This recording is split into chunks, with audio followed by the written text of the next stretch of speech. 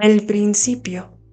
Como sabemos, la teología del cuerpo la conforman 134 catequesis escritas por San Juan Pablo II los 5 primeros años de su pontificado. Las 23 primeras las tituló El principio, palabra que Cristo mismo mencionó en las Sagradas Escrituras justamente en Mateo 19 para despertar la conciencia del hombre que había perdido gracias al pecado. Y citando Mateo 19, el texto dice así: se le acercaron unos fariseos y lo pusieron a prueba con esta pregunta: ¿está permitido a un hombre divorciarse de su mujer por cualquier motivo? Jesús respondió: ¿no han leído que el Creador al principio los hizo hombre y mujer? Y dijo: el hombre dejará a su padre y a su madre y se unirá con su mujer y serán los dos una sola carne. De manera que ya no son dos, sino una sola carne. Pues bien, lo que Dios ha unido, no lo separe el hombre. Los fariseos le preguntaron: entonces, ¿por qué Moisés ordenó que se firme el certificado en caso de divorcio? Jesús contestó: Moisés vio lo tercos que eran ustedes y por eso les permitió despedir a sus mujeres, pero al principio no fue así. Cierro comillas de Mateo 19. Entonces, en este texto de las Sagradas Escrituras, vemos que nuestro Señor Jesucristo mencionó la palabra el principio 2 veces. La primera cuando respondió a los fariseos, en este diálogo con los fariseos. Y él dijo: ¿no han leído que el Creador al principio los hizo hombre y mujer?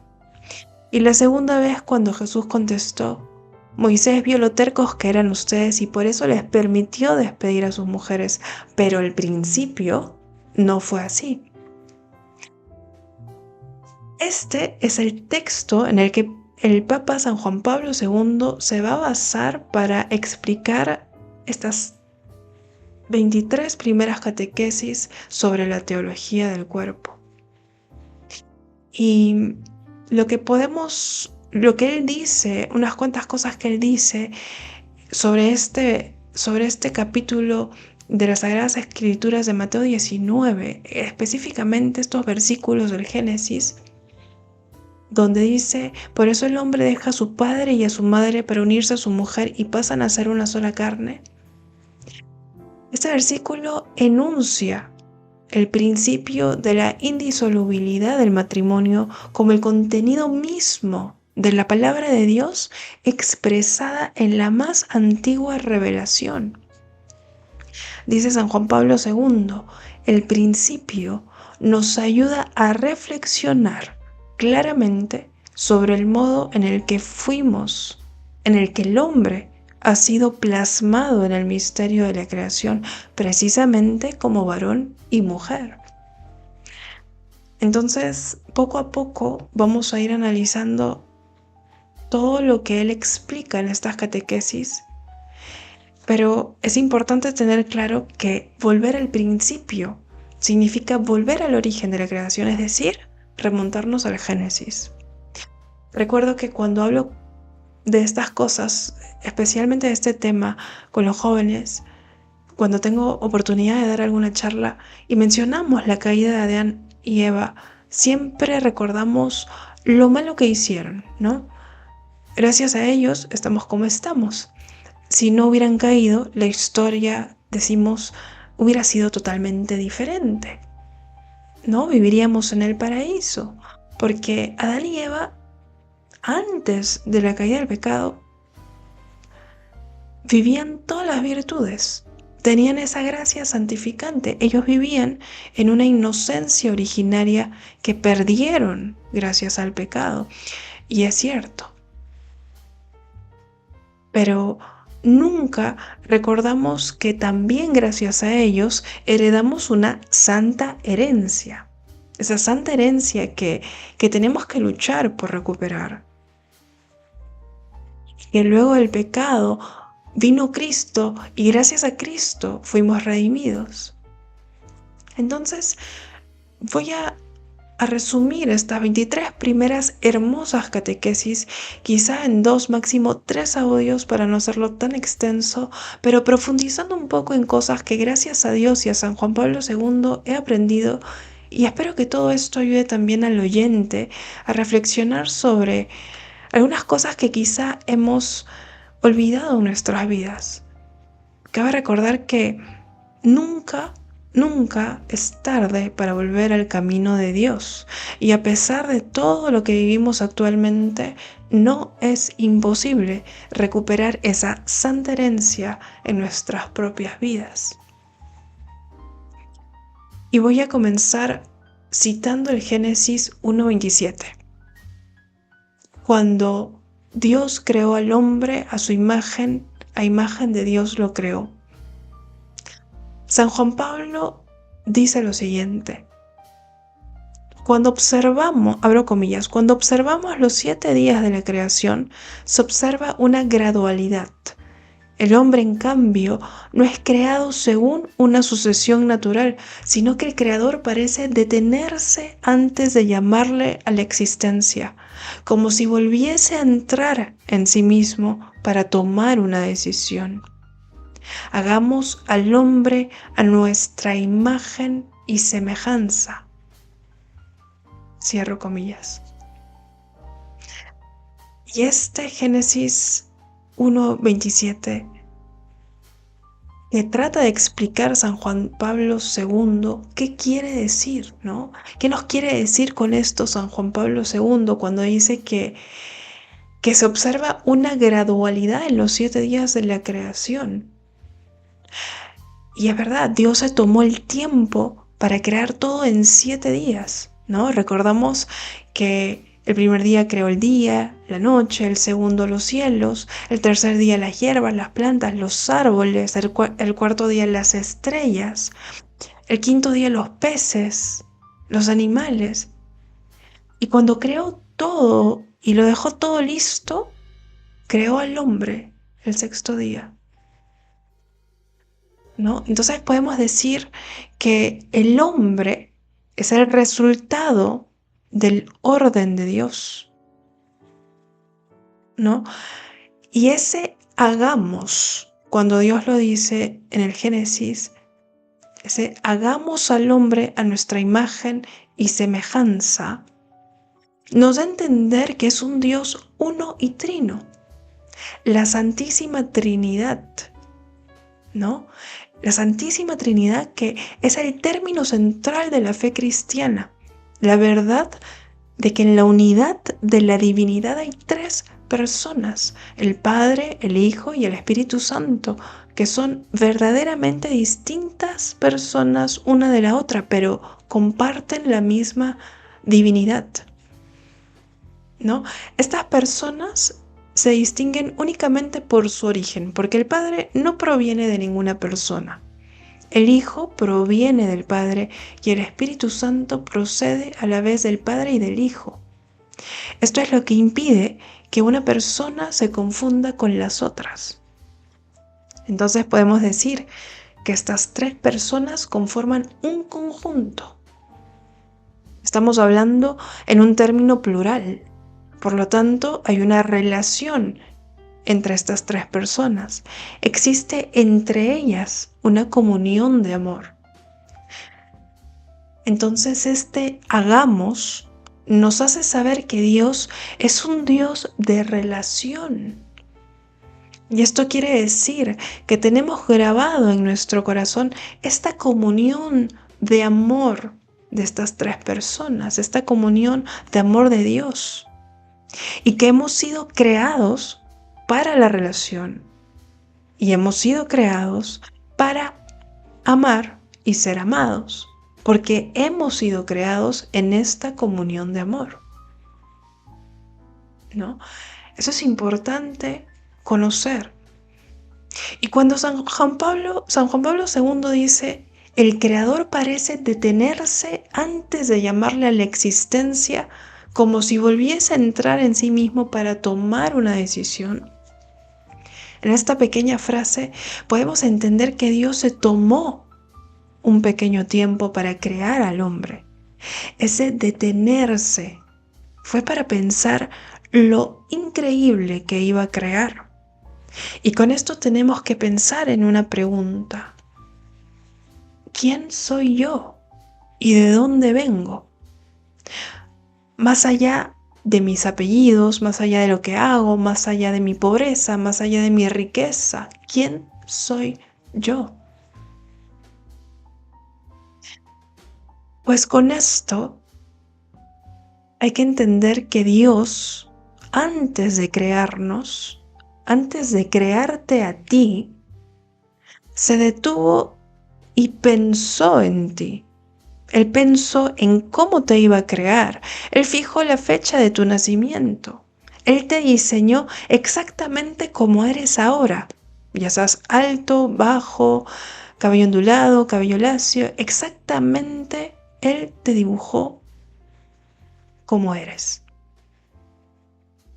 Ciertamente, hay muchas veces que nosotros mismos renegamos de lo que somos, ¿no? A veces las mujeres decimos, no, es que soy muy bajita, ¿no? No me gusta ser tan bajita, no me gusta el cabello lacio, no me gusta el cabello ondulado. No, es que soy demasiado delgada, debería ser un poco más gordita, ¿no? Nunca estamos contentos con nosotros mismos, porque realmente nos olvidamos que Dios nos diseñó tal cual somos y así nos creó por amor. Aquí sí es bueno contestar estas siguientes preguntas, ¿no? ¿Alguna vez pensaste en cómo te soñó Dios? ¿Alguna vez pensaste cómo Dios se regocija en ti cada vez que te ve? ¿Te has dado cuenta que tú, así como tú eres, tal cual eres, eres el sueño que Dios tuvo desde la eternidad? Y fue por eso que Él te creó. En ese detenerse de Dios, Dios se detiene porque está a punto de hacer algo maravilloso. En ese entrar en sí mismo, Dios piensa en ti. Tú siendo el objeto del pensamiento de Dios que desde toda la eternidad quiso que tú existieras. Y ahí recordamos lo que Jeremías 1 dice, ¿no? Antes de formarte en el vientre de tu madre ya te conocía. Antes de que tú nacieras, yo te consagré y te destiné profeta de todas las naciones. Qué pena que todo esto no lo sepa mucha gente. ¿Por qué hay tantos suicidios? ¿Por qué hay tantas bulímicas y anoréxicas? ¿Por qué hay tantos alcohólicos y drogadictos? Porque no hemos entendido quiénes verdaderamente somos. Y no hemos entendido que verdaderamente hemos sido creados por amor y en el amor y que estamos llamados para amar, independientemente de la vocación que cada uno tenga. Es importante recordarle esto a los jóvenes porque ellos viven en un mundo y a la gente en general, se vive en un mundo de tantos prejuicios sociales donde observamos todos los días en esta ciudad y en muchas partes del mundo, donde la gente minimiza a la otra solamente por un apellido, solo por un estatus social, donde vemos que los medios de comunicación enferman a los jóvenes. Porque hay un modelo de persona perfecta y ese modelo es el que copian las niñas. Y es por eso que tienen que hacerse bulímicas o anoréxicas para hacer ese modelo que ellas ven en los medios de comunicación. Por eso es importante hablar con los jóvenes para que ellos entiendan que fueron creados por amor y porque tienen una misión importante en esta vida, así como cada uno de nosotros. Volver al principio. significa entonces entender cómo fuimos colocados en este misterio de la creación por Dios desde la eternidad. Es tomar conciencia de que fuimos creados verdaderamente a imagen y semejanza de Dios. La imagen nunca la vamos a perder, pero la semejanza con Dios sí la podemos perder gracias al pecado. Volver al principio es volver a una experiencia de encuentro conmigo mismo y con Dios. Hoy más que nunca, en un mundo lleno de caos, necesitamos que el hombre vuelva a su origen. Y volver a nuestro origen significa volver a reflexionar sobre estas 4 características que debemos reconocer. La primera es el de ser criatura de Dios. Es la primera vocación a la que hemos sido llamados, y ser criatura significa que fuimos elaborados por un creador. Y una criatura es dependiente de su creador. Y esto al ser humano se le olvida. El ser humano ha perdido la conciencia de la criatureidad. Es necesario darme cuenta que soy creada por Dios, por lo tanto soy dependiente de Él. Y entonces viene una pregunta, ¿no? ¿Cómo está ahorita tu relación con Dios? ¿Eres verdaderamente de Dios? ¿Verdaderamente confías en Dios? La segunda característica es que fuimos creados de manera muy propia como varón y mujer. Y hoy en día hay una gran falta de identidad. Una persona ya puede decir, hoy me despierto y me siento una silla. ¿No? Me siento una silla, me siento un perro, ¿no? Las personas han perdido la conciencia de la originalidad. No quieren conocer, no quieren saber que han sido creados de manera única e irrepetible, de manera original. O sea, tú has sido creado de manera única e irrepetible y no existe otra persona como tú porque Dios te creó con una originalidad exclusivamente tuya. La tercera característica es que, especialmente, ¿no? Los católicos, gracias al bautismo, somos hijos de Dios, pero muchos hemos perdido la conciencia de la filialidad. No queremos ver a Dios como un padre, como un papá, sino lo apartamos de nuestra vida. Hemos perdido la conciencia de ser hijos de Dios. Y la cuarta característica es recuperar la conciencia de la relacionalidad, que por cierto la perdemos muchas veces, porque hemos sido creados para relacionarnos, pero a veces nos olvidamos que hemos sido creados para amar y para ser amados. Y como dice Edith Stein, nadie puede relacionarse con otra persona si no se relaciona consigo mismo primero. Entonces tenemos que aprender nosotros a estar con nosotros mismos para poder relacionarnos con los demás. La pregunta aquí sería, ¿cómo el ser humano puede recuperar esta conciencia de ser imagen y semejanza de Dios? Recuperando esta conciencia de creatureidad, esta conciencia de originalidad, esta conciencia de filialidad, esta conciencia de relacionalidad. ¿Cómo recuperamos esta conciencia? Por medio de los sacramentos. Una cosa es conocer los sacramentos, otra muy diferente es vivir la sacramentalidad. Y vivir esa sacramentalidad nos permite encontrarnos con Dios. Nos permite recuperar nuestra relación con Dios y dejar que la gracia entre poco a poco en nosotros. Como decía Santo Tomás de Aquino, si nuestra naturaleza no está dispuesta, la gracia no puede dar sus frutos. Entonces, en esta primera parte, cuando hemos analizado esta primera parte del Génesis,